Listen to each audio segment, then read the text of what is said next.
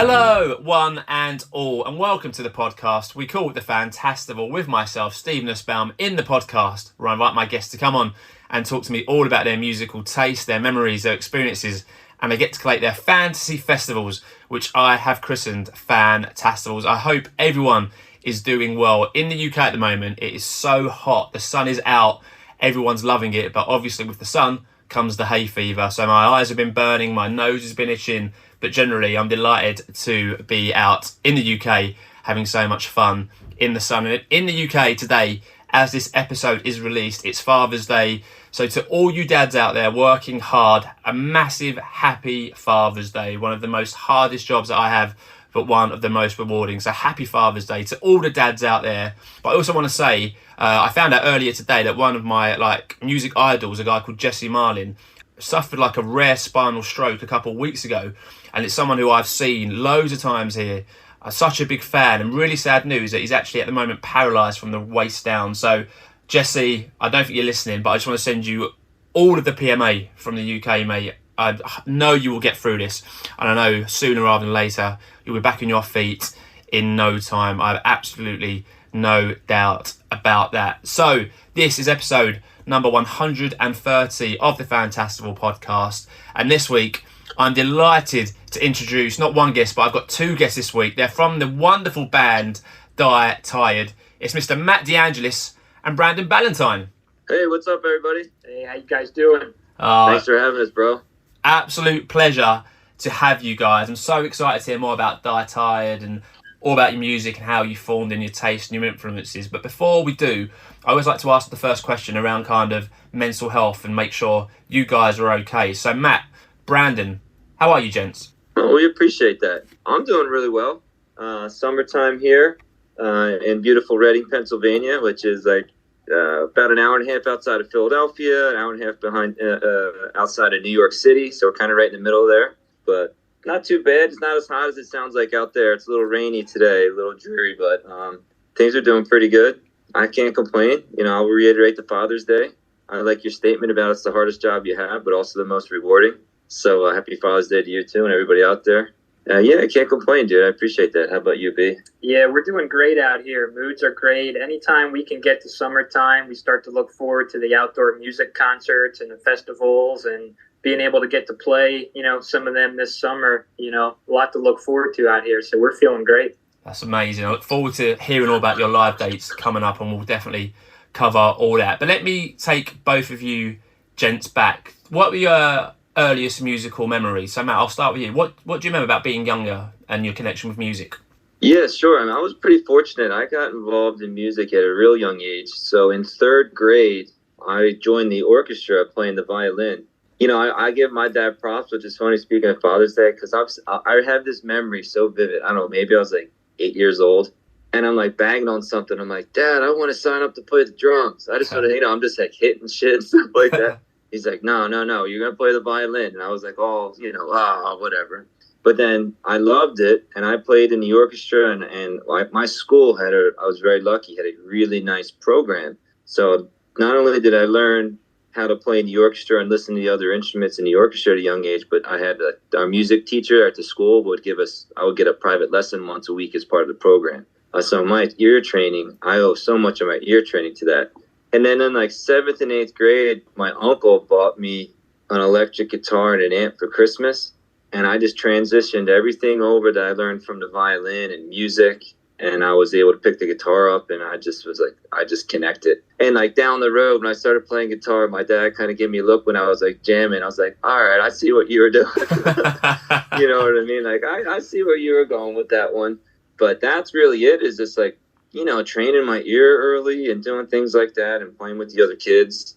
That's my first real connections with music. And then in 7th grade, like I said, around that time, early teenage years, when I picked the guitar up, metal and grunge music was really pop, really popping off. And I would just try to emulate that. And a couple of my good friends growing up, they were brothers around the corner.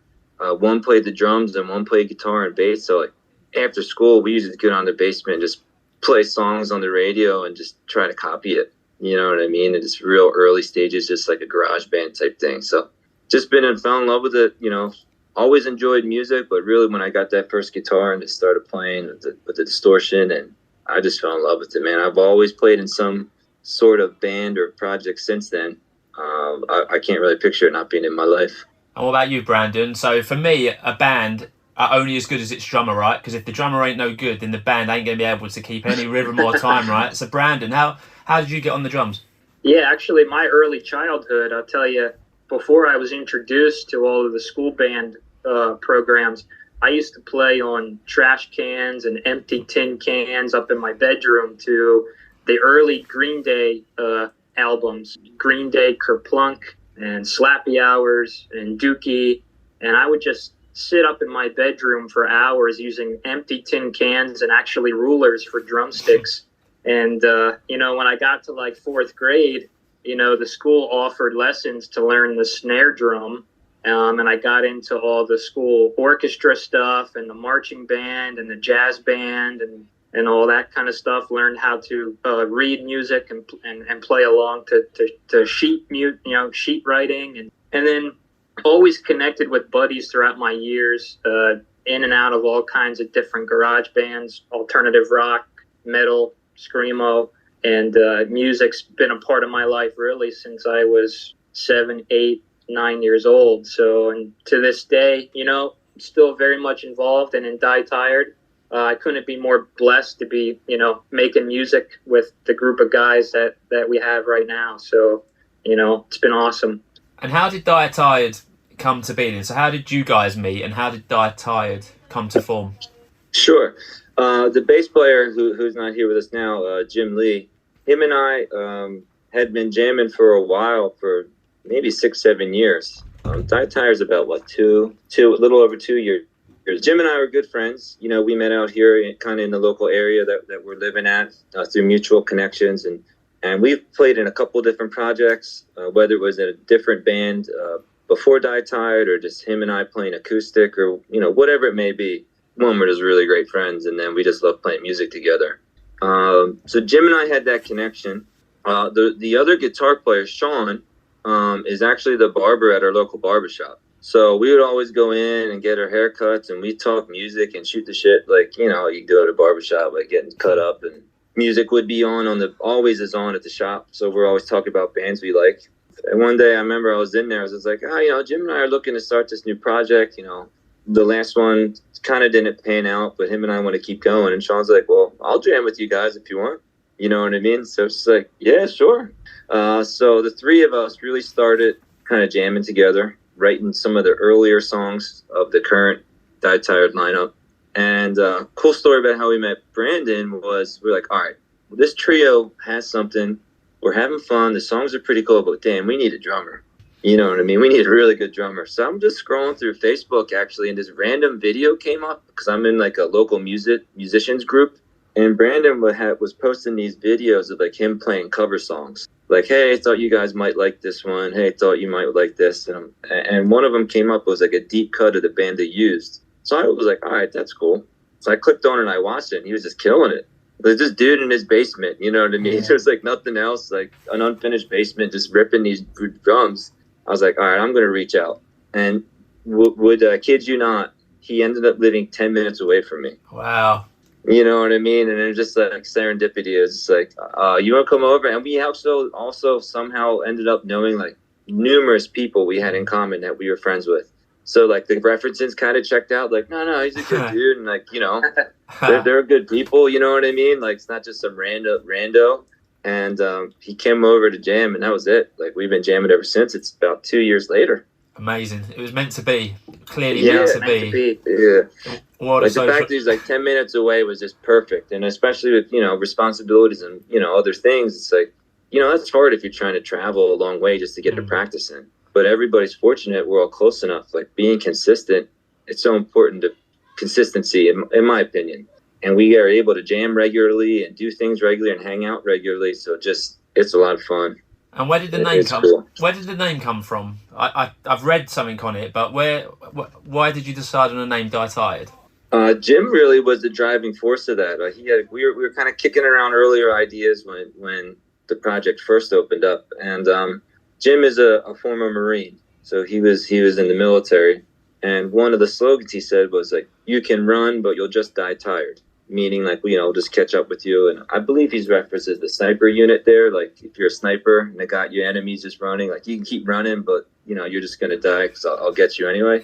Yeah. But we kind of, that may seem dark, but we kind of took our own spin on it. And Jim was like, well, what if we said it was like kind of like our punk rock anthem or mantra saying like carpe diem, like seize the day, like die tired, leave it all out there, like chase after your dreams or die tired doing it. Like if you left something out on the table, you're going to have regrets. So we kind of spun it that way, and we really kind of just stuck with us. It was cool. It fits a lot of our themes and what we sing about and kind of the anthemic songs that we have. It's just like, and we just honestly thought it was kind of a unique name. It kind of stuck. It just sat well. It's cool. You can make a cool logo out of it, stuff like that. Like, I don't know.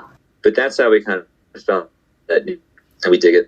So you've already mentioned like loads of great rock bands from like The Used and Green Day. So where are the main influences coming from Die Tired? So I hear like classic rock, I hear modern rock, I hear punk, I hear anthemic stuff. Who would you say are the main influences behind Die Tired?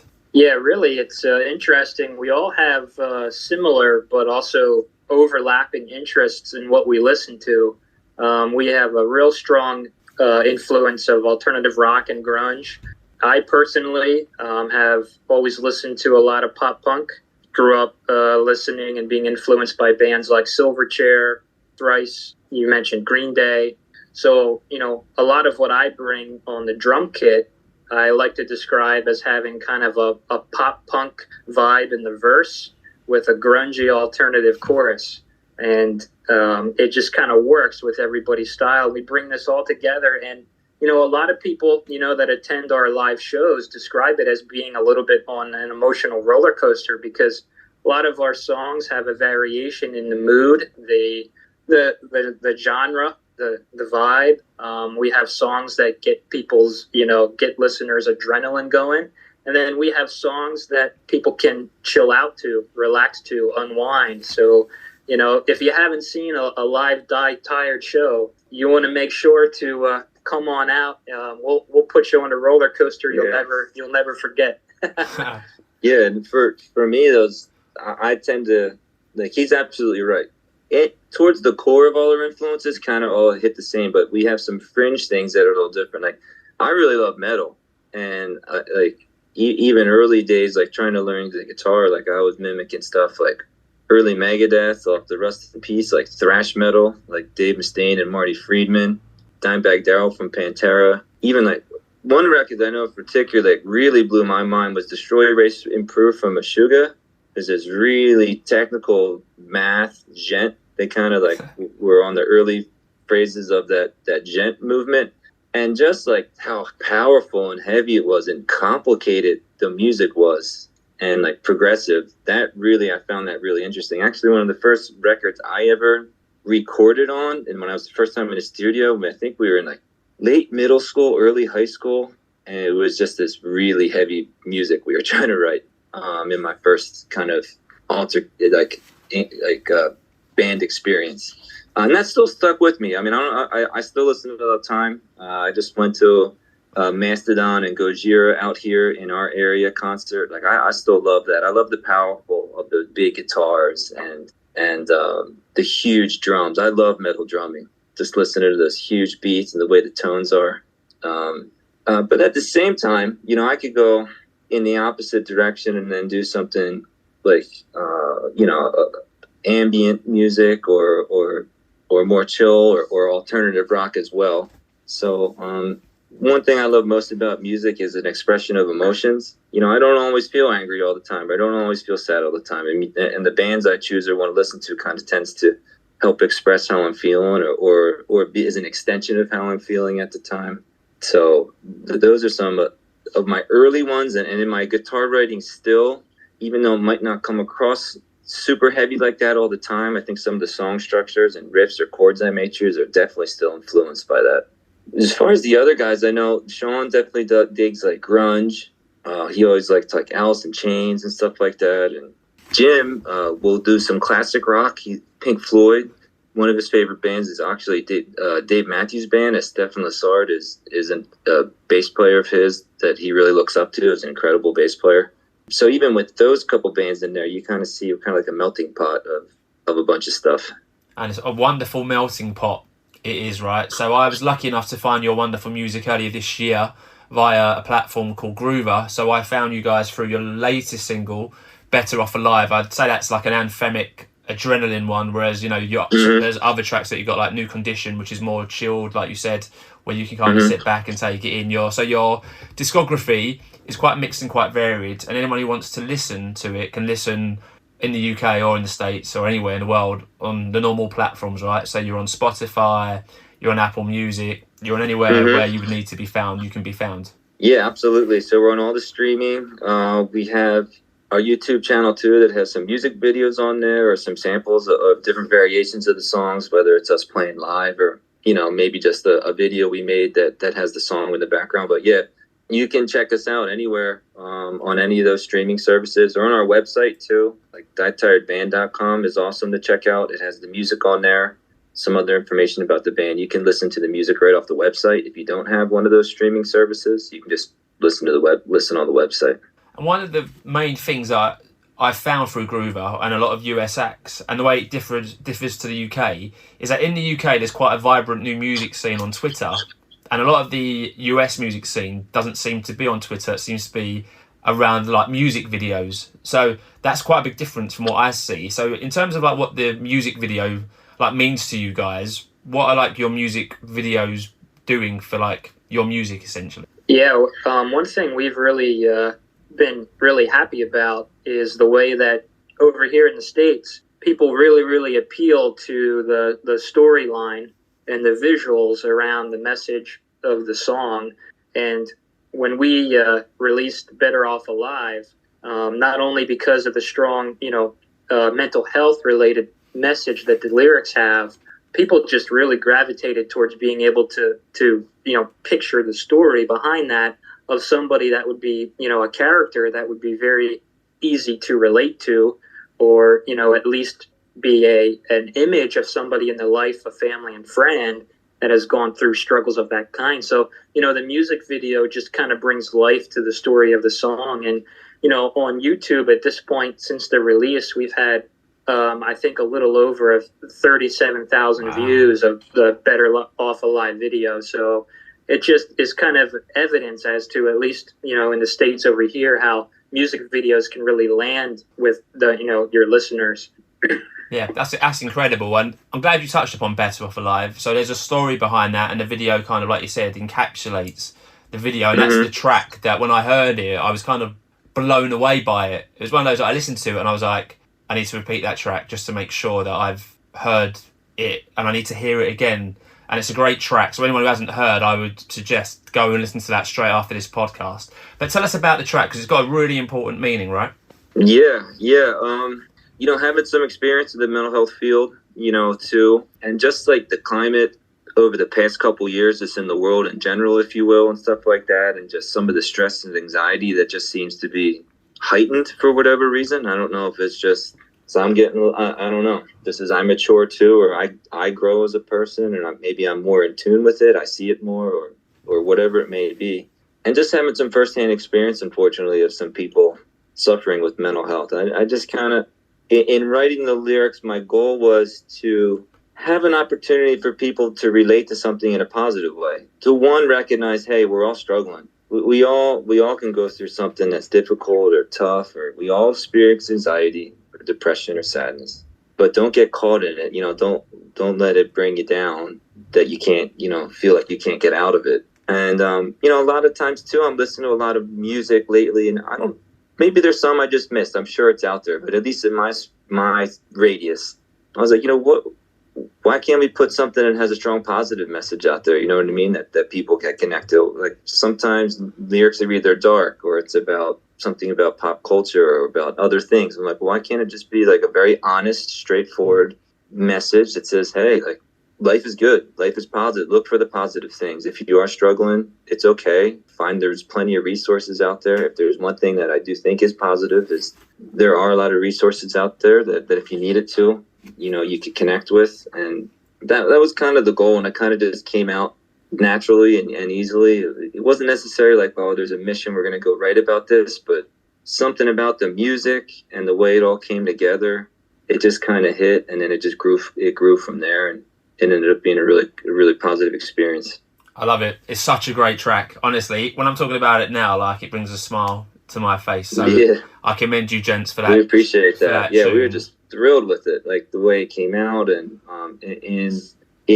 in partnership with our label Sode Records. I mean, the production that they're able to help and the tutelage they're able to bring on, like the mixing and mastering end of things, and the teamwork is just awesome. The track just came out. We were just thrilled. Like, we hit play on it, it just slaps like right away. You know what I mean? It does, yeah, absolutely. It's just like, yeah, it gets you, and then like the words bring you in. You're not sure what it's going to be, and then it's like, all right, I can get behind the message too, and it's bam. I don't know. We're really proud of it. Yeah, you totally should be. It's an absolutely amazing track, gents. So, Brandon, you mentioned live shows and the experience of a Die Tired live show. Unfortunately, I've never seen Die Tired, as I'm here in the UK, and obviously I haven't been to Pennsylvania or to the States in the last couple of years. What's your forthcoming roster looking like for live dates? So what you got planned for your future live shows? We actually have a big one coming up on Saturday over here in our hometown. We're playing a local arts and music festival, and we'll be headlining actually the event on the main stage.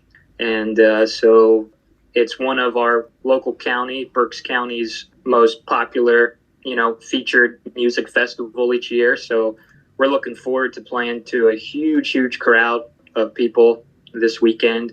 And we have dynamite set of all Die Tired favorites and also some new tracks that we'll be playing live that people haven't heard yet. So we got a lot of fun stuff playing this weekend. Brilliant. I'm look forward to seeing the videos on that on social media. Yeah, I'm sure it'll be an amazing performance. And yeah, we can't wait. And actually, wanted to make sure we mention in July, I believe it's July 11th? July 15th. Excuse me, the 15th. We're doing a live stream event. A live streamed concert out of our friend's studio. Professional mix, professional video. So you can actually watch our concert live. If you can't catch it live, it will also then be posted up on YouTube, so you can catch it at a later time if there's like time differences or things like that. So that'll be a full recorded concert too, a full live show that'll be available for people. I would say probably end of July at the latest. If you wanted to catch it the day of, that is July 15th. But that's something for people around the world, or anybody on the podcast listening that, might not be able to see us anywhere we're playing at the moment, until, of course, we go worldwide traveling all the time. You know what I mean? But until that day, that's kind of a cool opportunity, because we are going to play a full live concert with all, like, basically what you see us play at a festival live and record it online. So that might be something for people to keep an eye out if they wanted to see us play and see kind of what we look like or how the songs translate into a live performance type thing. That sounds really cool. And I guess people can follow your social media, right? So let's make social media channels. And so where can people find Die Tired, and what channels and platforms should they follow you on? It's actually if everybody would actually land on our official webpage, www.dietiredband.com. From there, you have a connection to all of our social media platforms: Twitter, Instagram, Facebook, Spotify, YouTube. Everything. So it's, great just to kind of travel over and check us out on our official website. You can branch off to everything from there. Great stuff. I look forward to doing that on the website, although I think I already follow you on most platforms that you're on. Yeah, there's a way you can hit on the website too. If people are interested, you can sign up for that mailing list. There's a landing page, and that way too we'll send some periodic emails. We don't blast too much, but like, hey, a reminder the live stream is going to be in a couple of days, or hey, we're playing here. We'll update our merch store. Our merchandise ships worldwide. So I mean, if someone was interested, they could purchase something and it could be mailed to them. So there's just a couple things that you get, like some additional benefits. If you're on the mailing list, you might get some news that you might not pick up anywhere else to your email. Great stuff. Sounds like a plan. So you've already mentioned loads of great bands and artists already. Is there anything at the moment, guys, that you're listening to on your stereos or streaming that you're loving at the moment? Oh, I've been, for some reason lately, the band Thrice has been filling up my playlists. I've been, going through every album, every song they put out, and that's been cranked up in my car for about 3 weeks now. So I'm on a thrice kick. I would love to see them live. I haven't gotten actually to see them live, but I would love to see them. And what about you, Matt? What are you listening to at the moment, mate? For me, I think I've worn it out, but I had on repeat for the longest time the new Sleep Token record. Oh, that's an amazing. So that's just blowing up in the UK. That came out about 3 weeks ago in the UK and has done massive. And they've gone from being fairly unknown to announcing quite a big show over here in December at Wembley Arena, and they sold it out. I saw that. Bang. Did they sell out Wembley? That's crazy. In about 10, 15 minutes. Yeah. I mean, that's just unbelievable. I mean, but I had got into them a little bit through my friend and their previous album. And I was digging. I was like, this is cool. This is a little different. And then that album dropped, and I loved it. And that's a good example of like they're blending genres, they're blending moods, they're heavy, and then they're singing, and then it's pop, and then it's soulful. I like that. I like dynamics. I love it, and they did a really good job of mixing in a lot of stuff. So Sleep Token's been on there, and I think this might be another band from over there too. I really like Don Broco. Oh, Don Broco, yeah, they're UK. Don Broco, yeah. Yeah. Their last album, Amazing Things, and then the one before that, I think, is Technology. There's some songs in there. I love that band's cool too, and they're kind of all over the place, and they're pop and they're not. Like, I really enjoy it. I've been listening to those two, so I guess I'd fit in along with some of the music tastes over there. Yeah, absolutely. Sounds like you're like a resident Brit, just waiting to. So, gents, let me take you back to when you were younger men, and let's talk like your first singles or your first records. You remember buying your first records and what they were? And remember, on this podcast, there's no guilty pleasures, right?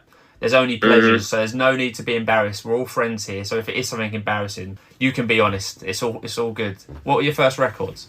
My first record was a Green Day Dookie cassette tape, and that was back when you could walk into a record store and they had the wall of cassette tapes. You know, before even CDs hit the shelves, and I remember that was my first. I used to listen to that all day, every day on the way to school, and the first band and type of music I really first fell in love with was that Green Day Dookie album. He's cooler than me. I had MC Hammer. No, I love it. Can't touch this. Did you buy the trousers, Matt? You got the baggy trousers? I had the baggy pants and everything, bro. Yeah. That's fine. I do. I remember I would listen to that cassette and have it in the car in my parents' car. They'd be like, all right. Yeah. Amazing. But one thing I do have that's really cool, my first real prized possession of an album was I have the first pressing on vinyl of Pearl Jam 10. Wow. So when Pearl Jam 10 dropped, the first pressings that came out was at it. I went to the local music store. I'll never forget, my grandma bought it for me. We were at like the local shopping mall, and we were looking around, and it just came out, and I was like, oh, I don't even think I had a record player at that time or know what record it was. It thought it looked cool, and I knew the songs, and was like, Pearl Jam was getting big. So I still have that original pressing, man. So that's pretty sweet. Really sweet. That album came on at work the other day, and I was like, this is such a good album. I don't listen to this album enough. Like the opening riff came on, and I was like, oh, this is such a good album. I need to listen to it more. Yeah, it's amazing. It's a fantastic album. So, gents, this podcast is all about getting our guests to collate their fantasy festival. Are you big fans of the festival format? Have you been to many? Yeah, we've been not recently, to be honest with you, but I've been to a bunch of Lollapaloozas back when that was really popular. I know you mentioned a lot of Warped Tours. Oh yeah, I used to go to a lot of the Warped Tour every year, multiple locations all across the region.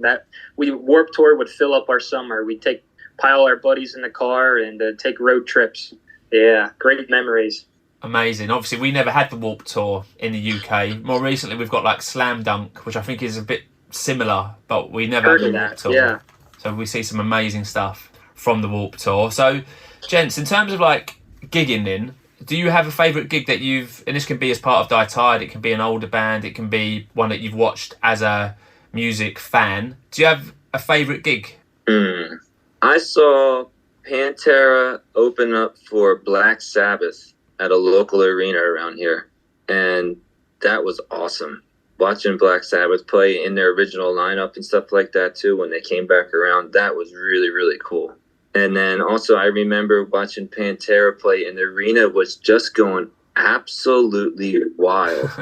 Like people stomping things. And I remember the pit at the time was just like, I was fortunately like in a seat on the side, but I remember the pit out front, like the guys were just going, like it just looked like madness, and just it was so much fun. Like it wasn't like people were just having so much fun. It's one thing, again, I know I keep going back to metal, but sometimes to me, not to be some metal show, the energy in the community is just like people are really positive, and it's fun, and it's a release, and everybody knows the songs and want to sing along or chant along.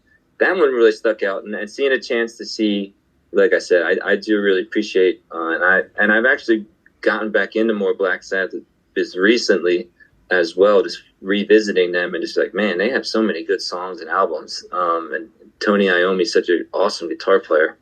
But that was really cool, and the chance I could say, like, hey, I got a chance to see those guys play. You know what I mean? Some of the OGs, yeah, man, of not just metal, but just music in general. You know what I mean? Like Hall of Famers type stuff. That was really cool. I used to every year. I used to go see an AC/DC play an arena show in Philadelphia, and that is a heck of an experience. They'd play probably a 4-hour or more show. Wow. There were no rules. People had clothing on. People had no clothing on. I mean, that was like a one big party. He was the one with no clothing on. Oh, absolutely.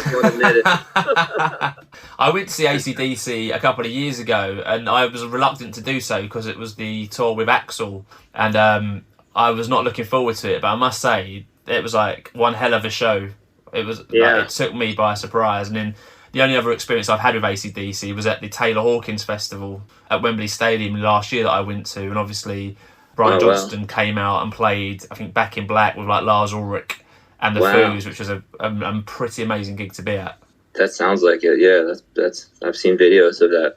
Yeah, really cool. That was pretty special. Yeah. So you guys have been to some amazing festivals. You've been to some amazing gigs. So the time is almost upon us for you guys to collate your fantasy festival. So like I said at the top of the podcast, this is all about getting our guests, which are Matt and Brandon tonight, to collate a fantasy festival. They get to choose 5 acts, and one of their acts must play one of their studio albums in full. And the gents get to pick an encore, which is basically any song that their bands can play at the end of their fantasy festival to bring it to its lovely culmination. So very simple for any first-time listeners. 5 acts, 5 time slots. So in the last episode of the podcast, I had Daniel Ash on, also known as Teenage Waitress. He created his phoneless fantasy festival, so no phones allowed at his fantasy festival. In his opening act, he had the Magnetic Fields. Super Seconds, he had Paul Weller. Midway Madness, he had Pink Floyd and had them play their classic album Dark Side of the Moon. Pre-headline act had Kate Bush, and his headline act, who became really obvious really early on in his episode because he spoke about how much he loved this guy, was David Bowie. And for his encore, he had all 5 of his acts come back out on stage and perform the song I Am the Cosmos. So very simple, very easy to do. But before we pick your 5 acts, gents, we need to give your fantasy festival a name, and we need to give it a venue. So Matt, Brandon from Die Tired, what are you going to call your fantasy festival? We were talking about it, and we think we're going to call it the Better Off Alive Festival. Ah, I love it. I love it. And then it has that little tie-in to like everybody's there, positive mental health, positive mental attitude. That's a fantastic title for your fantasy festival. And you can hold this anywhere in the world. So I know you've spoken about the arenas where you live. You can take us back to the UK. We can do it Australia, China, Japan, anywhere you want to take us. We will gladly follow you to your fantasy festival. So where do you want to hold your fantasy festival, gents? This is a bucket list venue for me. I've never been there, and also talking to Brandon, is the Red Rocks Amphitheater over here. It's just unbelievable. It's outside. It's in the Red Rocks Mountains. Just awesome amphitheater. It looks great. I've never had the pleasure of going to that venue, but it looks amazing from some of the classic gigs that have happened. Yeah, it just looked me either. It looks so cool. I've heard so many things. Friends of mine have gone and just been like, it's just an incredible experience. You're walking outside in nature. You walk up to it, and just the Red Rock Mountain type things in the background is set behind the stage, and the weather out there is beautiful. And they just said it's incredible. Yeah, and as the sun goes down, I think it gives that perfect kind of ambience. Right? Yeah, really it's like cool. that golden hour. Yep. Yeah, absolutely. All right, so we've got a name. We've got an amazing venue. Before we talk about your 5 acts, is there any acts that you want to shout out who you love but aren't going to make it into the Better Off Alive? Oh, good question. Yeah, I forgot who unfortunately didn't make the ticket though. I know we had a lot in the running, but I think it was Thrice was one. Thrice unfortunately couldn't make this lineup, and unfortunately no Green Day on this lineup. AC/DC unfortunately didn't make the cut, but I forget if there was anybody else on that list. Yeah, we can go on and on. Yeah. Basically, all the many of the bands we were talking about. Nirvana, Sabbath. Oh, fine. So there were some acts, gents, who I thought from the way you were talking were going to be joining us for your fantasy festival, but no Green Day, no Sabbath, no AC/DC. No. All right, we're going to have a hell of a lineup then if these boys are missing out. All right. We throw some kind of ones in there that, because it's fantasy, it might be ones that we got a chance to see. Yeah. You know what I mean? Or haven't seen before.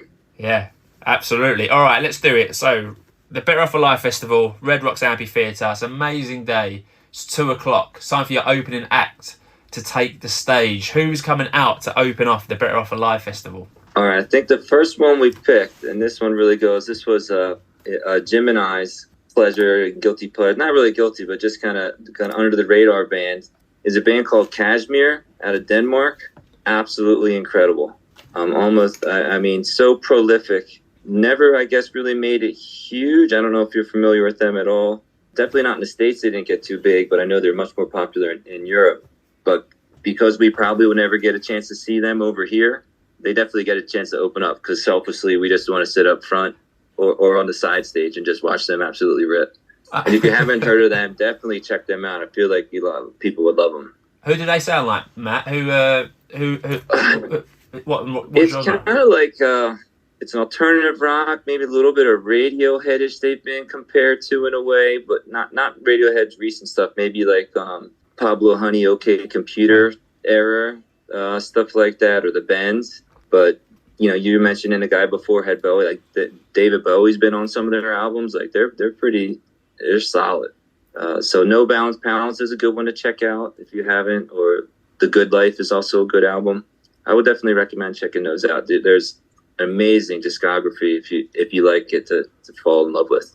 All right, that's what this podcast is all about, getting new music that we might not have heard or old music out there into people's ears. So, first appearance on the Fantastival Podcast for Kashmir. They're going to play from 2 till 3 o'clock. We're going to take a half-hour break, and it'll be time for our Super Seconds act to follow your opening act. So, gents, who's your Super Seconds act? So, our second act is going to be Blink-182. We wanted to honor one of my role models on the drum kit, Travis Barker, and bring him in. And he's dating or married to one of the Kardashians, so we figured that would bring the whole Kardashian family to the festival as well. There you go. Now, I love Blink-182. I've never seen Blink-182. Travis came out and played a few tracks at the Taylor Hawkins gig with the Foos, which was amazing. And they're coming over here in October to play a massive arena for like 3 nights, but that's sold out straight away. So Blink-182, massive catalogue to choose from, Brandon. What songs do they have to play for you? Because an hour, although their songs are quite short, an hour isn't the biggest time for them. So what, as they go on stage and walk past you, what songs are you giving them the heads up that must be played? I think anything from Enema of the State, definitely one of my all-time favorites is Damn It, and All the Small Things. Forget what else is on that album. What's My Age again? All the classics. They got to play all those, and we'll throw in also Rock Show. Brilliant, great track. It's going to be an amazing hour. Unbelievably, after 130 episodes, that's the first time Blink-182 have ever been chosen for a fantasy festival. So we are breaking the mold tonight. Blink-182 make their fantastic. That's what we like to do. They make their Fantastival debut, so we welcome the gents on to the Fantastival roster. Long overdue, absolutely. 3:30 to 4:30. Super Seconds act, going to be wonderful. We'll take another half-hour break. That'll take us to 5 o'clock. and it'll be time for Midway Madness at the Better Off Alive Festival. So who's going to be Midway Madness? So this is where we're going to start transition a little bit leading into our grunge and some of our grunge heroes, and one of my grunge hero guitar players, Jerry Cantrell, with Alice in Chains. Oh, I love it. Amazing choice. Why Alice in Chains for you? They're going to be a great segue here, and they're going to start slipping it in where they can get a little heavy, but at the same time, they can give you some dynamics with a lot of melody. And, obviously with their whole Unplugged record that they put out that I could just listen to anytime on repeat. I just absolutely love it. And again, he's I didn't mention him earlier, but I was saving him for this spot, but Jerry Cantrell is definitely one of my guitar heroes. The way he writes riffs, his songwriting, the way he's able to, even his underrated singing and melodies and words he writes, I just absolutely love it.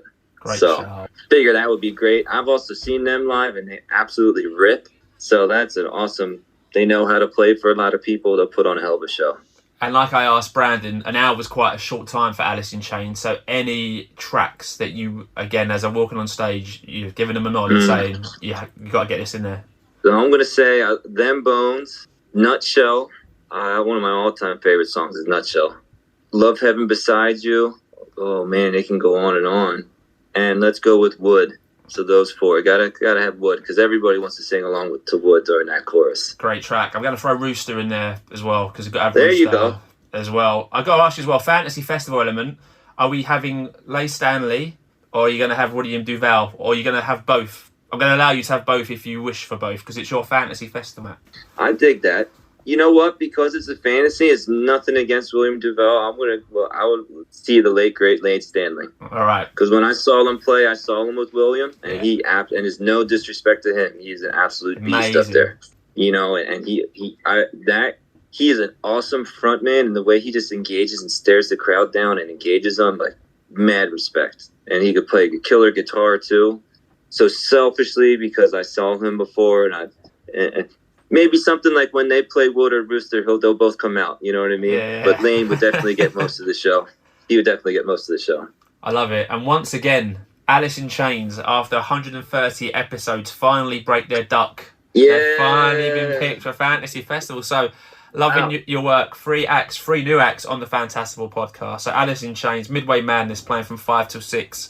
So 3 down, 2 acts left. Yeah, pre-headline acts are going to play for an hour and a half from 6:30 to 8 o'clock. They got some hard acts to follow, really hard acts to follow. So guys, who's going to be your pre-headline act? So we're going to throw Silverchair into this spot, and they're particularly going to rock their Frog Stomp and Freak Show albums.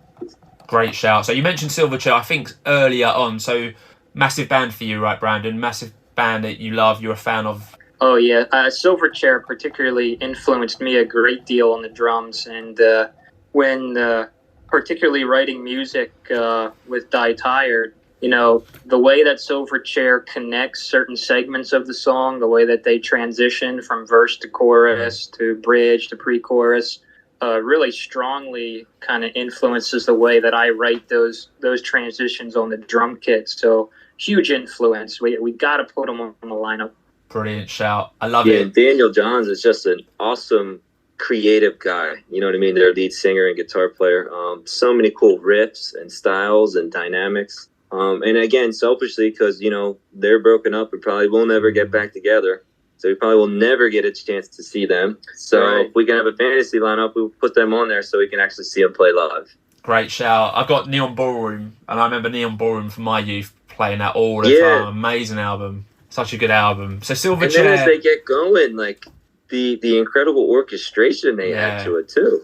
It just got more and more complex. And then there's the violins and the pianos and stuff like that. And it went from just kind of 3 young kids just playing grunge to just more and more complex with every album.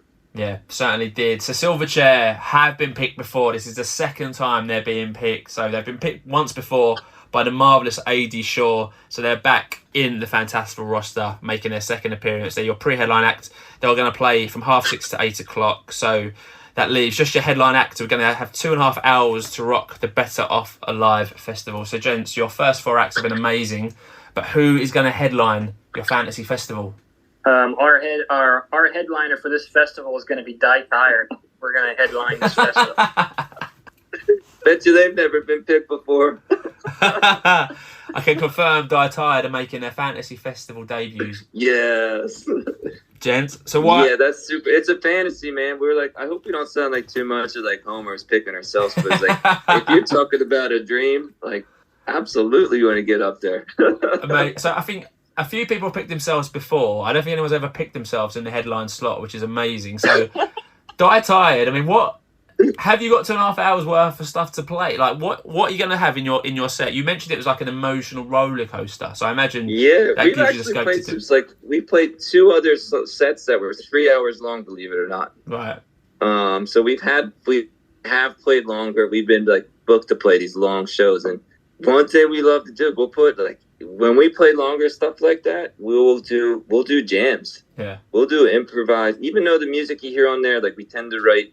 I don't want to, we tend to stick to like, the format where we have a verse, chorus, and 3 minutes and have like a formulated song, if you will. Yeah. But when we play live, like for example, New Condition, you mentioned that song earlier. Yeah. We may play that song for 12 minutes because we'll do a jam, we'll do drum breakdown, guitar solos, something on the bass. So we try to bring that festival vibe to it where people can hang out and dance and jam and bring different elements to not just, instead of just playing like, here's the song as it is, here's the next song as it is, here's the next song as it is.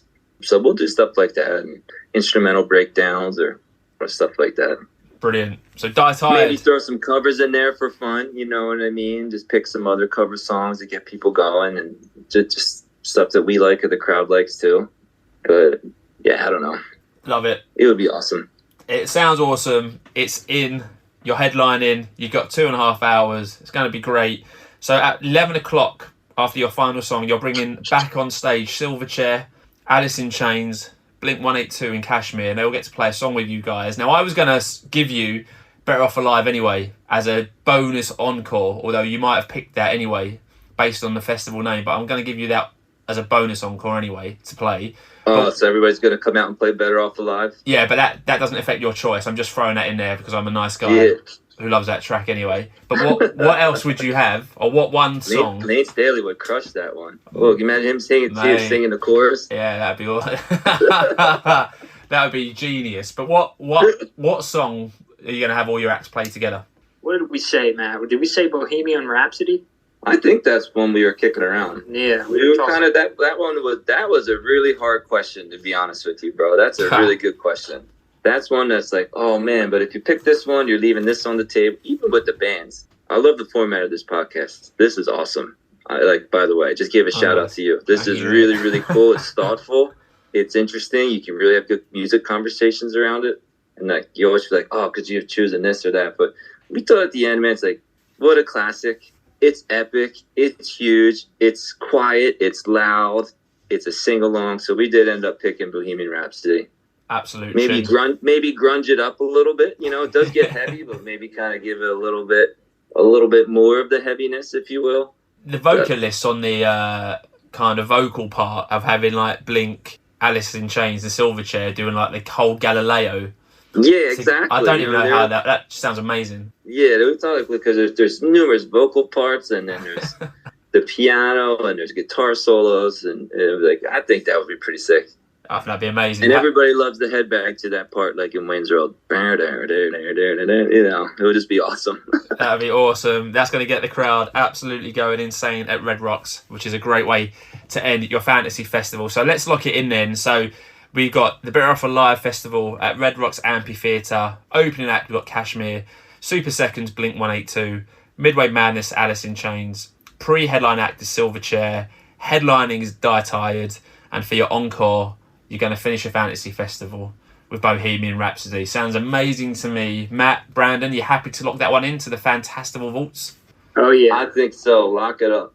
That is locked in. That is done. Another amazing fantasy festival on this podcast. So, gents, before we finish this one, what do the next few months look for Die Tired? So, in terms of new music, in terms of gigs that you've spoken about, what does the rest of 2023 hold? And I guess, what are your hopes for the future? This is actually the perfect day to be talking about this, and we were really excited that this was scheduled for today, because actually Brandon and I, before we met with you, we've been in the studio all day. Wicked. So we just finished up 3 tracking drums for 3 brand new songs. They're done, and the drums are basically finished. So the next phase of that will be adding the basses, the guitars, and the vocals. We would expect by end of summer we'll have a new release ready. We're really stoked about that. We're going to focus on getting some more music out there for our fans, and then also just continuing to book shows both locally and also branching out of our area. You know, in the East Coast here, over in the States for sure, and anywhere else anybody will take us, we'll go figure out a way logistically if it makes sense and we can do it and we can plan it. We will make it happen. Brilliant. So new releases, more shows. With the new release, we'll definitely have. We love dropping content, if you will. So with the release, we're going to work on a new music video. We'll work on new artwork. So there'll be a bunch of stuff for our fans to kind of dig into. You know, merchandise that comes with it, and just kind of like package drops like that. So that's really what we're going to be getting into after we knock out this awesome show this weekend. We'll dig into those tracks a little bit more and hopefully have another banger like Better Off Alive for people to enjoy. Sounds fantastic. So before we leave you then, let's call out your social media and your streaming sites again and your website. So Brandon, if anyone wants to go and check you guys out, let's give it a shout out again. Where do people go? Where do people go to listen to you? Where do people go to follow? Let's have a big kudos for... You can find us on all the major streaming platforms, and you can head to our official page, www.dietiredband.com, and from that homepage there, you can launch into our Twitter page, our Instagram page, our Facebook page. That's a good central location to find us on all of the social media networks. Yeah. And if you look up Die Tired Band on most of those social medias, you will pop up if you're on there. You know, like Facebook or Instagram, for example. You'll see our logo on there, and you can also get it right through the search bar. Sounds like a plan. So that is it. Thanks to everyone who's listened to the 130th episode of the Fantastival Podcast. If you've enjoyed this one, please go and subscribe to the pod. You can do that on iTunes. You can also give us a rating on iTunes. You can do the same on Spotify. You can rate the show, which is really important. So if you're listening on Spotify, go to rate the show. Give us a nice 5 stars if you wish. And you can also comment on the episode. Like we said, Die Tired are on all streaming services and on social media. So is the podcast. So you can find us on Twitter at FantastivalP. We are also on TikTok, but not doing much. But you can give us a follow on there if you wish. Or if you're not on socials but want to drop the pod an email, you can do so at fantastivalpodcast@outlook.com. Unfortunately, on the podcast, we don't play music, but I'll get some tracks from Matt and Brandon. We'll make a nice little playlist of all the acts they've spoken about. We'll put some Die Tired tracks in there. So if you scroll down in your episode description, there'll be a nice little playlist waiting for you with some of the great tunes that we've spoken about. So gents, great podcast. Matt, Brandon, thank you so much for joining me. Obviously, I'm in the UK in London. You're in Pennsylvania over there. Like, there's a 5-hour time difference, so I appreciate it. But how have you found being on the podcast? How you found it? Oh, it was awesome. Yeah, this has been a great experience, man. Thank you so much. And we really appreciate everything you're doing and just giving us an opportunity to be on your platform and talk music. And the kind words you said about our music really means a lot to us. And that's why we do it. You know what I mean? To just spread the joy in music, spread our passion for it, discuss it with other like-minded guys like you and other people that clearly just love tunes and love discussing music and going to shows, and it's awesome. And I mean it when I said it earlier. I mean, this is a really cool platform, and I wish you the best of luck. The conversation's great, and the format you've come up with, I mean, I love it. I think it's really, really cool, and I think other musicians or anybody else that had the opportunity to do it would find the same way, because it's really it's engaging, it's interesting, it's fun the way you set it up, to kind of think about what bands you'd want there and why, and you can get into some tight battles of eliminating bands that you might love, but you got to cut them out, you know. It's been a great opportunity, and thanks so much for having us. Oh, thank you, Matt. Thank you, Brandon. I wish you all the best for the future. I can't wait to hear the new Die Tired material, and who knows, maybe I'll come over to see you guys one day. Maybe you'll be headlining in London one day. We'll meet backstage. We'll laugh about it at the Fantastival Podcast and your episodes. So good luck for the future. I look forward to it. So I'll be back next week with episode number 131. So please make sure to join me. But until then, stay safe, my Fantastival friends. Please continue to spread the word. And that word is Fantastival. Thanks for listening.